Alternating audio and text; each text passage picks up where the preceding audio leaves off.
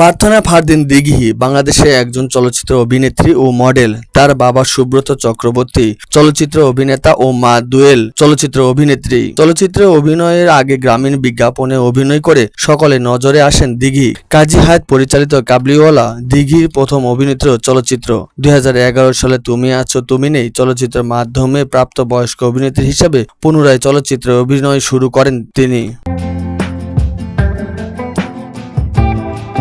ঈদের ছুটি ফুরিয়েছে, ঢাকায় এখন আর ফাঁকা নেই, তবে পদ্মা তারকাদের অনেকে ছুটি কাটাচ্ছে। গত কয়েকদিনে উৎসবকে ঘিরে নানা অনুষ্ঠান প্রচার করে টেলিভিশন চ্যানেলগুলো। তারকাদের নিয়ে সাজানো হচ্ছে বিশেষ অনুষ্ঠানমালা। তারই অংশ হিসেবে বেসরকারি টেলিভিশনে হাজির হন আলোচিত সমালোচিত অভিনেত্রী প্রার্থনা ফারদিন দিঘি। অনুষ্ঠানে মজার ছলে নিজের জীবনের নানা বিষয় নিয়ে কথা বলেছেন অভিনেত্রী। জানান, টিকটকে নয়, আপাতত তার সময় কাটছে ইনস্টাগ্রামে। পছন্দের খাবার বার্গার, বিরিয়ানি।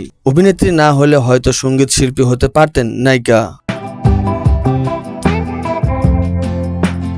জনপ্রিয় ইউটিউবার তৌহিদ আফ্রিদির সঙ্গে তার প্রেমের গুঞ্জন নিয়ে দিঘি বলেন, সম্পূর্ণ মিথ্যা। এটা তৌহিদ আফ্রিদি নিজেও বলবে। সে শুধু আমার বন্ধু। মূলধারার সিনেমা আর ওয়েব ফিল্মের প্রসঙ্গে অভিনেত্রী বলেন, আমার মনে হয় মূলধারার সিনেমা ও ওয়েব ফিল্ম স্ক্রিনটাতে শুধু পার্থক্য, এছাড়া আর কোনো পরিবর্তন দেখছি না। এটাতে যে পরিশ্রমী দেই আমি, কিন্তু মূলধারা সিনেমা তো একই পরিশ্রম দিচ্ছি। গল্প সেরকম হচ্ছে, বরং ওটিটিতে গল্প অনেক বেশি স্ট্রং হয়। দুই জায়গাতে খুব ভালো কাজ হচ্ছে। একটা সময় হলে চলার পর প্রিয়তমার থেকে সবগুলো ছবি ওটিটিতে মুক্তি দেওয়া হচ্ছে। তার মানে প্ল্যাটফর্মে ছাড়া আর কোনো পার্থক্য নেই। সামাজিক যোগাযোগ মাধ্যমে উত্থান পতনে নিয়ে দিঘির ভাষ্য, সোশ্যাল মিডিয়াতে সবাই আপস অ্যান্ড ডাউন হয়, সেখানে নেগেটিভ ভাইব থাকলেও সে বসে থাকে না, এমন কিছু নয়। পরিচালকেরা তো আমাকে নিয়ে কাজ করছে, দিন শেষে আমার কাজ হচ্ছে, বছরে 2-3টা হলেও আসছে, এটা কিন্তু আমার জন্য যথেষ্ট। এখানে ট্রোলিং হোক বা যাই হোক, আমার কেরিয়ার তো ক্ষতিগ্রস্ত হচ্ছে না।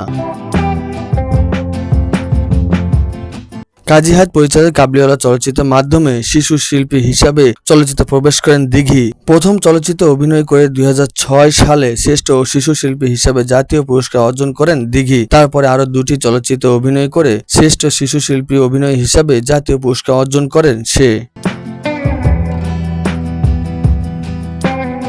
দর্শক, আমাদের ভিডিও দেখার জন্য ধন্যবাদ। আশা করি আমাদের চ্যানেলের সঙ্গেই থাকবেন এবং আমাদের নতুন নতুন ভিডিও পেতে চ্যানেলটি সাবস্ক্রাইব করবেন। আমাদের ভিডিও যদি ভালো লাগে অবশ্যই লাইক দিবেন, শেয়ার করবেন।